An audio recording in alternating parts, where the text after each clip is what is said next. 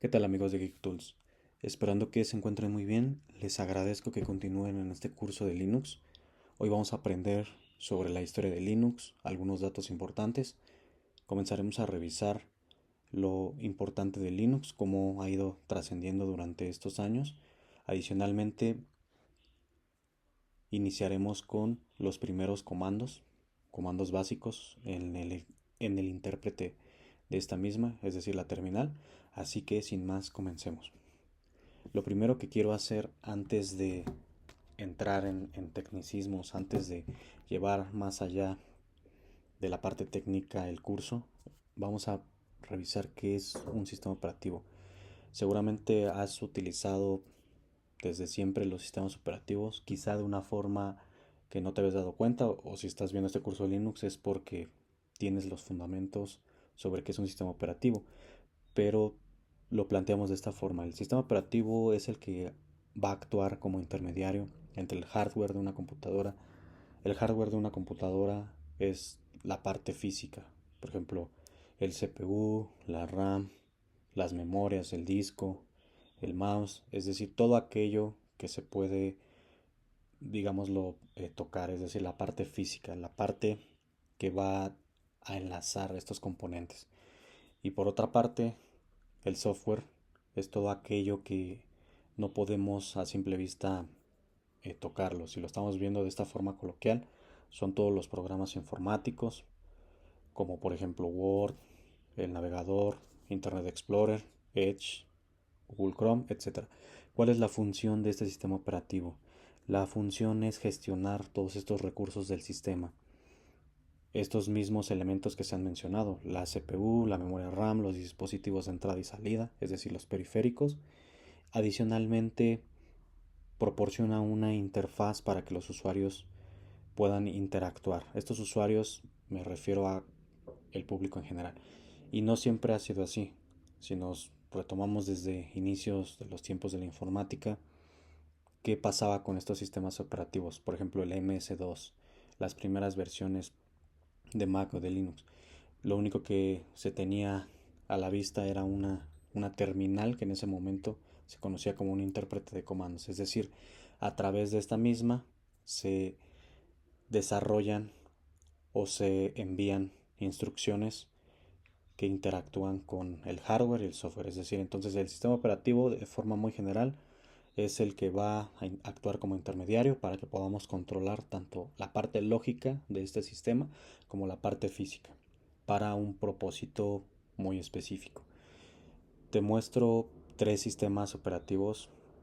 Desde luego que hay otros ejemplos. Mac es el sistema operativo de Apple, la compañía de Apple. Linux y Windows. Windows, lo más probable es que hayas trabajado con una máquina de Windows, cómo ha ido evolucionando durante todos estos años, llegando a versión superiores, digamos, está en una fase beta de Windows 12, pero si has probado Windows, te has dado cuenta que todos tienen algo en común, que es este sistema de interfaz gráfica. Y concentrándonos hacia Linux, ¿qué es Linux? Bueno, Linux es un sistema operativo que está exactamente en esta parte, en la parte del kernel. Este mapa es de forma muy general cómo funciona. Tenemos una aplicación, puede ser X aplicación, que es lo que hace que se comunica con el kernel y el kernel a su vez se comunica con el hardware para cumplir este propósito. Aplicaciones nos referimos al usuario general. Desde un simple Office, desde un navegador, desde una consola, se van comunicando a través de estas capas. ¿Por qué Linux se encuentra en este nivel del kernel? Bueno, porque en inicios de los 90, para ser específico en el año 1991, el creador de Linux, Linus Torvalds, estaba creando este sistema, pero faltaba algo importante, es decir, él solamente estaba creando el kernel. Y hay un desarrollador muy importante, su nombre es Richard Stallman, él generó un sistema operativo que se llama GNU. Este mismo sistema llamado GNU se encontraba en ese momento en la parte de aplicaciones, es decir, en la parte más alta. Lo que le faltaba a su sistema es el kernel, es decir, la forma de comunicar esta interfaz gráfica, estas aplicaciones que desarrolló de alto nivel, poder comunicarlas obviamente con un kernel y con un hardware. Entonces ahí es donde entró perfectamente el desarrollo de Linux Toolbars, generando lo que se conoce como el proyecto GNU Linux. Esto, digamos, si lo planteamos de forma muy, muy específica, este es el verdadero nombre, GNU Linux, que compone el desarrollo de Richard Stallman, GNU, y Linux, que es el kernel, es decir, lo que va a interactuar entre las dos partes, desarrollado por Linux Toolbars, en el año de 1991. Esta es la historia, digámoslo de forma muy general. Desde luego que hay muchísima mayor información, cómo ha ido evolucionando. Y para ser específicos, gracias a este sistema es que ahora podemos utilizar múltiples elementos. Lo más ideal para Linux son los sistemas operativos en servidores. Entonces, Linux, no te puedo hablar exactamente de un porcentaje, pero Linux es utilizado la mayor parte en microcomponentes en servidores.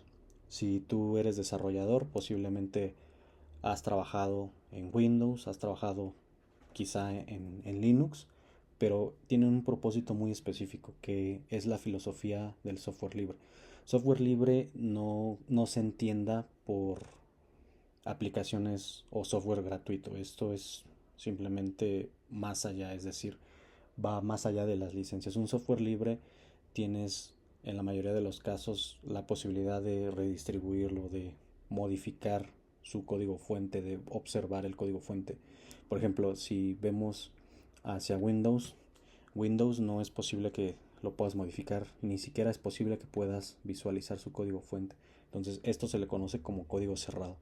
El software libre, esa es la filosofía, que se pueda trabajar con un propósito y se ha mantenido por una comunidad. Además de Linux existen múltiples variantes. Estas múltiples variantes se le conoce como distribuciones. Entonces, una distribución, ¿a qué se refiere? Que tiene aplicaciones específicas, es decir, de un propósito, pero a su vez tiene también el kernel de Linux, por eso es una distribución. ¿Qué podemos encontrar como distribuciones? Existen múltiples, cada una para un propósito específico. Por ejemplo, tenemos SUSE, tenemos Ubuntu, tenemos el mismo Android que también está basado en Linux, Fedora, Mint, Linux Mint, Red Hat. Esta distribución ya es de propósitos empresariales, pero así es de brillante la comunidad de Linux, que gracias a este señor, gracias a estos desarrolladores en estos años 90, es que ahora podemos hacer múltiples cosas con este software libre. Esto es una simple versión muy resumida. Como les comentaba, hay mucha información por detrás, hay mucha evolución, hay muchos procesos, pero para no entrar en tanto tecnicismo y pueda ser entendido casi por la mayoría de personas que están visualizando este video, entonces de esta forma lo planteamos. El núcleo de este mismo sistema de Linux se compone, lo tengo más para acá, en este directorio. Dentro de este directorio la mayor parte es lo que se tiene en común. Hay otros directorios que aquí no estoy colocando, pero bueno, este es el usuario root, la carpeta principal. El usuario, cuando una vez que accede, tiene por lo menos en común estos directorios. El directorio bin va a contener todos los programas ejecutables esenciales para el sistema y los usuarios, es decir, los ficheros generales para que funcione. Tenemos también los dispositivos, que es el directorio dev, aquí no aparece. Tenemos el dispositivo, el directorio home, el directorio etc, que aquí contiene archivos de configuración del sistema y scripts de inicio. este archivo tmp, donde tiene mismos archivos, perdón, este directorio, que son creados por el mismo sistema, es decir, son archivos temporales.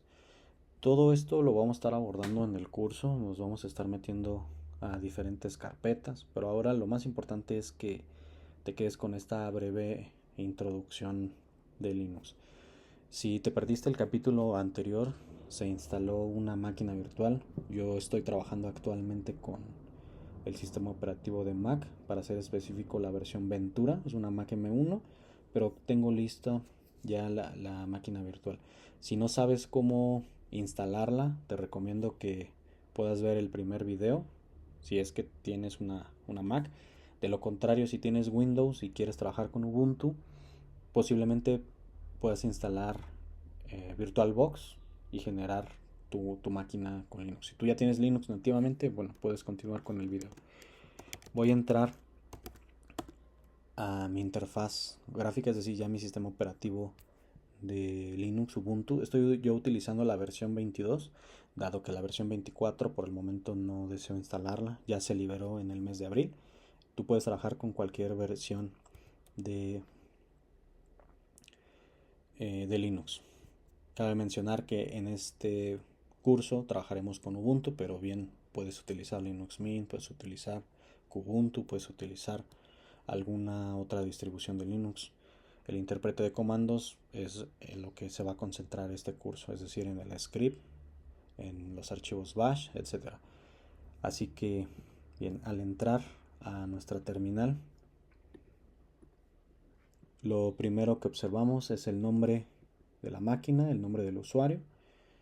Y digo, para ya no entrar tanto en detalle, tanto material técnico, estaremos generando nuestros primeros comandos. Si puedes observar, aquí se aparece una especie, me parece que se le conoce como virgulilla. Esta virgulilla, ¿qué es lo que hace? Que te indica que estás en el menú Home, en tu carpeta de usuario. ¿Cómo podemos comprobarlo? Aquí viene nuestro primer comando. Tecleamos pwd. Tiene la finalidad de este comando, igual si gustas hacer anotaciones, de mostrarnos exactamente en dónde nos encontramos en nuestra terminal. Se observa esta línea, este slash home, en el directorio GeekTools. Home GeekTools. En Windows posiblemente tú te darás cuenta que aparece de esta forma: C dos puntos o el disco donde te encuentres y el slash de forma invertida. En Linux, para mostrar este mismo home, es a través de este slash, digamos lo que invertido. Nos encontramos en pwd. Ahora trabajaremos con el siguiente comando, que es cd.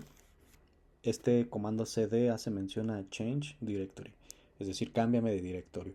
Si yo quiero ir un nivel atrás de donde me encuentro, voy a colocar los dos puntos, cd dos puntos. Me regresa, como puedes notar, al directorio home. Es decir, yo me encuentro aquí en mi directorio GeekTools, hago un cd dos puntos y estoy ahora en home. ¿Cómo lo compruebo? pwd, estoy en el menú home. Vamos a hacerlo una vez más: cd dos puntos pwd.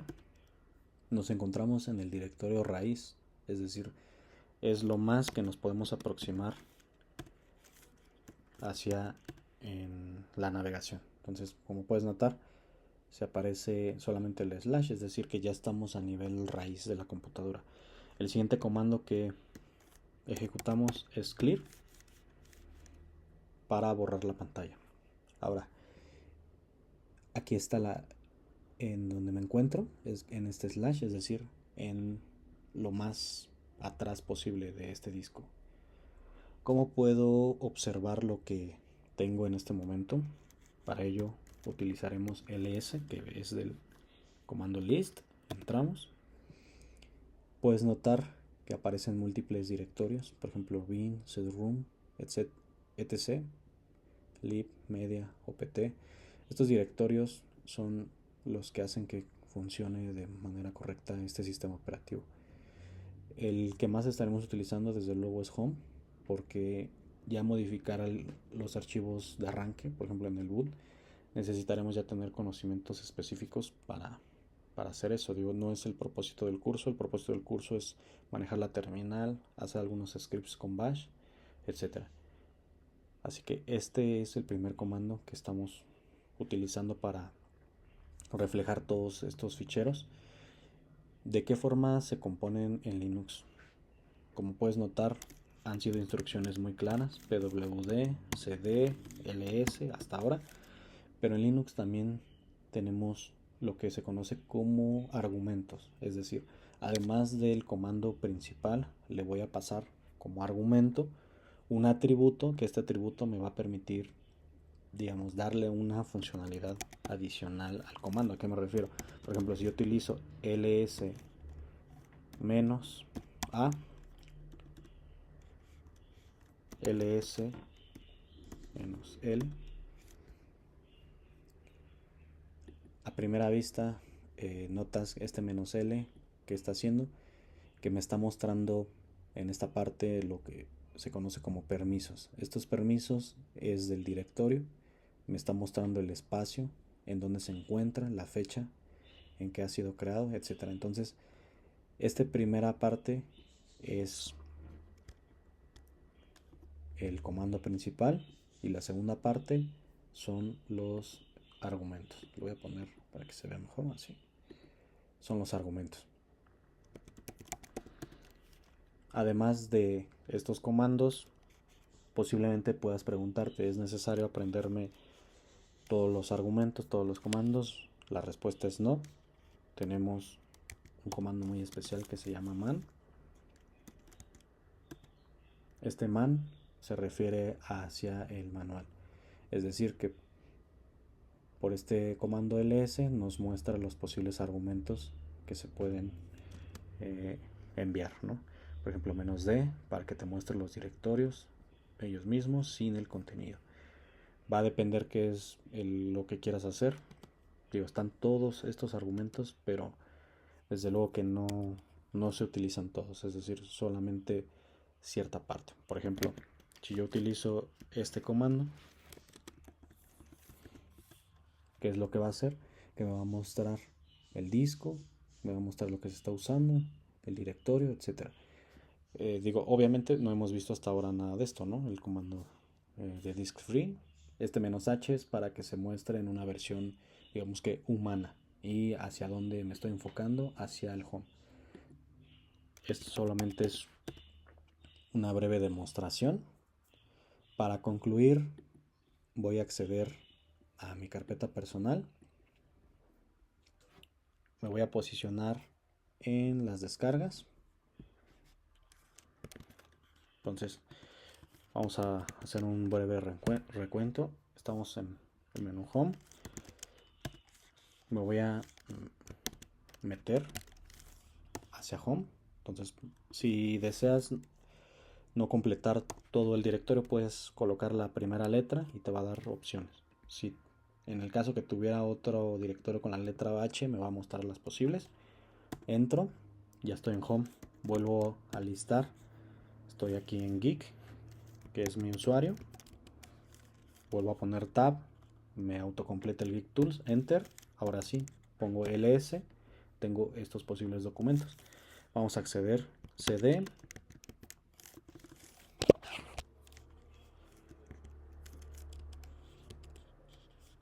aquí lo que les decía, al poner cd más la d, tengo dos directorios con estos posibles valores: descargas y documentos. Yo voy a acceder a descargas, le pongo tabulador, me autocompleta, entro. Como pueden notar, no tengo nada. Si no muestra nada, pues por ende no hay nada. Vamos a ver un último comando. Este comando se llama touch. Lo vamos a ver, digo, por esta clase. Obviamente vamos a seguir con el curso touch. Vamos a ponerle archivo de prueba.txt. Este txt es opcional, dado que el comando touch lo que hace es generar un archivo de texto, plano. Le damos enter. Si no muestra algún mensaje de error, es decir que podemos dar por hecho que se creó exitosamente. Y solamente para comprobarlo, aquí estoy en descargas. Aquí tenemos el archivo de prueba. Lógicamente está vacío. ¿Cómo podemos observar el contenido, digámoslo, a través de la consola? Vamos a pasar al siguiente comando que se conoce como cat. Cat lo que hará es mostrarme el contenido del archivo que yo le pase. Por ejemplo, yo deseo saber el contenido de este archivo de prueba. Como puedes notar, yo manualmente le puse hola, pero a través de la consola lo estoy visualizando. Así que con esta breve introducción concluimos este primer episodio ya de este curso. El episodio 0, por así decirlo, instalamos la máquina virtual en una Mac M1.